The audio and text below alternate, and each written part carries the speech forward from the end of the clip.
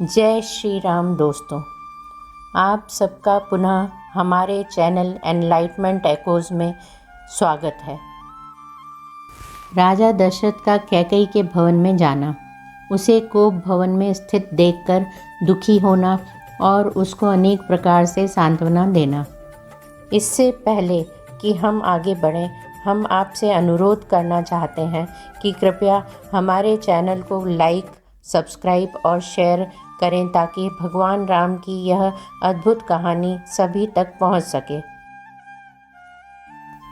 पापिनी कुब्जा ने जब देवी कैकेयी को बहुत उल्टी बातें समझा दी, तब वह विषाक्त बाण से बिंध हुई किन्नरी के समान धरती पर लौटने लगी। मंथरा के बताए हुए समस्त कार्य को यह बहुत उत्तम है, ऐसा मन ही मन निश्चय करके बातचीत में कुशल भामिनी कैकेयी ने मंथरा से धीरे धीरे अपना सारा मंतव्य बता दिया। मंथरा के वचनों से मोहित एवं दीन हुई भामिनी कैकेयी पूर्वोक्त निश्चय करके नाग कन्या की भांति गरम और लंबी सांस खींचने लगी और 2 घड़ी तक अपने लिए सुखदायक मार्ग का विचार करती रही। और वह मंथरा, जो कैकेयी का हित चाहने वाली सुहृद थी और उसी के मनोरथ को सिद्ध करने की अभिलाषा रखती थी, कैकेयी के उस निश्चय को सुनकर बहुत प्रसन्न हुई, मानो उसे कोई बहुत बड़ी सिद्धि मिल गई हो। तदनंतर रोष में भरी हुई देवी कैकेयी अपने कर्तव्य का भलीभांति निश्चय कर मुखमंडल में स्थित बाहों को टेढ़ी करके धरती पर सो गई। और क्या करती, अबला ही तो थी। तदनंतर उस कैकेयी राजकुमारी ने अपने विचित्र पुष्पहारों और दिव्य आभूषणों को उतार कर फेंक दिया। वे सारे आभूषण धरती पर यत्र तत्र पड़े थे। जैसे छिटके हुए तारे आकाश की शोभा बढ़ाते हैं, उसी प्रकार फेंके हुए वे पुष्पहार और आभूषण वहाँ भूमि की शोभा बढ़ा रहे थे। मलिन वस्त्र पहनकर और सारे केशों को दृढ़तापूर्वक एक ही वेणी में बांधकर कोप भवन में पड़ी हुई कैकेयी बलहीन अथवा अचेत हुई किन्नरी के समान जान पड़ती थी। उधर महाराज दशरथ मंत्री आदि को श्री राम के राज्याभिषेक की तैयारी के लिए आज्ञा दे सबको यथा समय उपस्थित होने के लिए कहकर रनिवास में गए। उन्होंने सोचा, आज ही श्री राम के अभिषेक की बात प्रसिद्ध की गई है, इसलिए यह समाचार अभी किसी रानी को नहीं मालूम हुआ होगा। ऐसा विचार कर जितेंद्रिय राजा दशरथ ने अपनी प्यारी रानी को यह प्रिय संवाद सुनाने के लिए अंतःपुर में प्रवेश किया। उन महायशस्वी नरेश ने पहले कैकेयी के श्रेष्ठ भवन में प्रवेश किया, मानो श्वेत बादलों से युक्त राहु युक्त आकाश में चंद्रमा ने पदार्पण किया हो। उस भवन में तोते, मोर, क्रौंच और हंस आदि पक्षी कलरव कर रहे थे। वहाँ वाद्यों का मधुर घोष गूंज रहा था। बहुत सी कुब्जा और बौनी दासियाँ भरी हुई थीं। चंपा और अशोक से सुशोभित बहुत से लता भवन और चित्र मंदिर उस महल की शोभा बढ़ा रहे थे। हाथी दांत, चांदी और सोने की बनी हुई वेदियों से संयुक्त उस भवन को नित्य फूलने फलने वाले वृक्ष और बहुत सी बावड़ियाँ सुशोभित कर रही थीं। उसमें हाथी दांत, चांदी और सोने के बने हुए उत्तम सिंहासन रखे गए थे। नाना प्रकार के अन्न, पान और भांति भांति के भक्ष्य भोज पदार्थों से वह भवन भरा पूरा था। बहुमूल्य आभूषणों से संपन्न कैकेयी का वह भवन स्वर्ग के समान शोभा पा रहा था। अपने उस समृद्धिशाली अंतःपुर में प्रवेश करके महाराज राजा दशरथ ने वहाँ की उत्तम शैया पर रानी कैकेयी को नहीं देखा। काम बल से संयुक्त वे नरेश रानी की प्रसन्नता बढ़ाने की अभिलाषा से भीतर गए थे। वहाँ अपनी प्यारी पत्नी को न देखकर उनके मन में बड़ा विषाद हुआ और वे उनके विषय में पूछताछ करने लगे। इससे पहले रानी कैकेयी राजा के आगमन की उस बेला में कहीं अन्यत्र नहीं जाती थी। राजा ने कभी सूने भवन में प्रवेश नहीं किया था, इसलिए वे घर में आकर कैकेयी के बारे में पूछने लगे। उन्हें यह मालूम नहीं था कि वह मूर्खा कोई स्वार्थ सिद्ध करना चाहती है। अतः उन्होंने पहले की ही भांति प्रतिहारी से उसके विषय में पूछा। प्रतिहारी बहुत डरी हुई थी। उसने हाथ जोड़कर कहा, देवी कैकेयी अत्यंत कुपित हो गोप भवन की ओर दौड़ी गई हैं। प्रतिहारी की यह बात सुनकर राजा का मन बहुत उदास हो गया। उनकी इंद्रियां चंचल एवं व्याकुल हो उठी और वे पुनः अधिक विषाद करने लगे।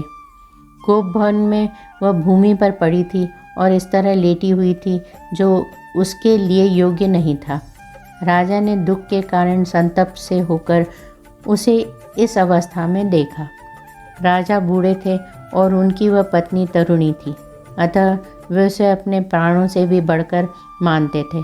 राजा के मन में कोई पाप नहीं था, परंतु कैकेयी अपने मन में पापपूर्ण संकल्प लिए हुए थी। उन्होंने उसे कटी हुई लता की भांति पृथ्वी पर पड़ी देखा, मानो कोई देवांगना स्वर्ग से भूतल पर गिर पड़ी हो। वह स्वर्ग भ्रष्ट किन्नरी, देवलोक से च्युत हुई अप्सरा, लक्ष्य भ्रष्ट माया और जाल में बंधी हुई हरिणी के समान जान पड़ती थी। जैसे कोई महान गजराज वन में व्याध के द्वारा विक्षिप्त बाण से विंध होकर गिरी हुई अत्यंत दुखित हथिनी का स्नेहवश स्पर्श करता है, उसी प्रकार कामी राजा दशरथ ने महान दुख में पड़ी हुई कमल नयनी भार्या कैकेयी का स्नेहपूर्वक दोनों हाथों से स्पर्श किया। उस समय उनके मन में सब ओर से यह भय समा गया था कि न जाने यह क्या कहेगी और क्या करेगी। वे उसके अंगों पर हाथ फेरते हुए उससे इस प्रकार बोले, देवी, तुम्हारा क्रोध मुझ पर है, ऐसा तो मुझे विश्वास नहीं होता। फिर किसने तुम्हारा तिरस्कार किया है? किसके द्वारा तुम्हारी निंदा की गई है? कल्याणी, तुम जो इस तरह मुझे दुख देने के लिए धूल में लौट रही हो, इसका क्या कारण है? मेरे चित्त को मथ डालने वाली सुंदरी, मेरे मन में तो सदा तुम्हारे कल्याण की ही भावना रहती है। फिर मेरे रहते हुए तुम किस लिए धरती पर सो रही हो? जान पड़ता है तुम्हारे चित्त पर किसी पिशाच ने अधिकार कर लिया है। भामिनी, तुम अपना रोग बताओ। मेरे यहाँ बहुत से चिकित्सा कुशल वैद्य हैं, जिन्हें मैंने सब प्रकार से संतुष्ट कर रखा है। वे तुम्हें सुखी कर देंगे। अथवा कहो, आज किसका प्रिय करना है या किसने तुम्हारा अप्रिय किया है? तुम्हारे किस उपकारी को आज प्रिय मनोरथ प्राप्त हो अथवा किस अपकारी को अत्यंत अप्रिय कठोर दंड दिया जाए। देवी, तुम न रो, अपनी देह को न सुखाओ।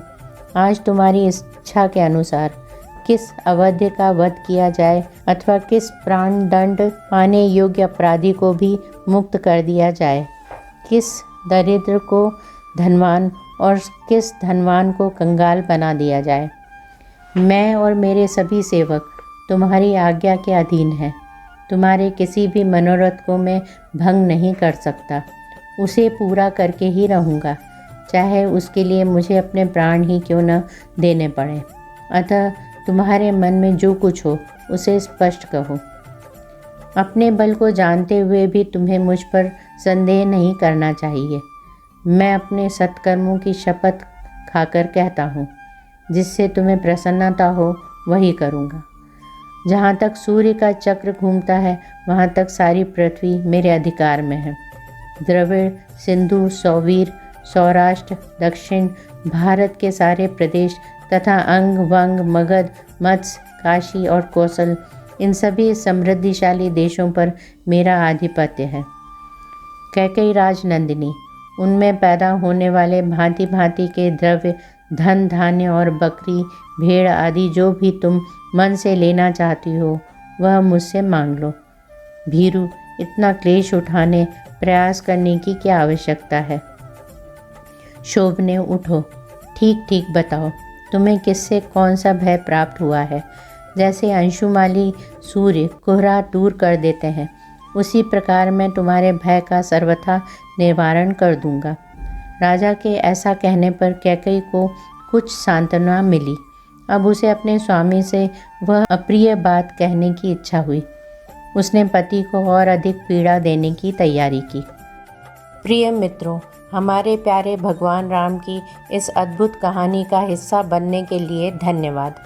हम आगे की दिलचस्प कहानी के साथ वापस आएंगे, इसलिए बने रहें और हमारे चैनल को लाइक, शेयर और सब्सक्राइब करना न भूलें। जय श्री राम।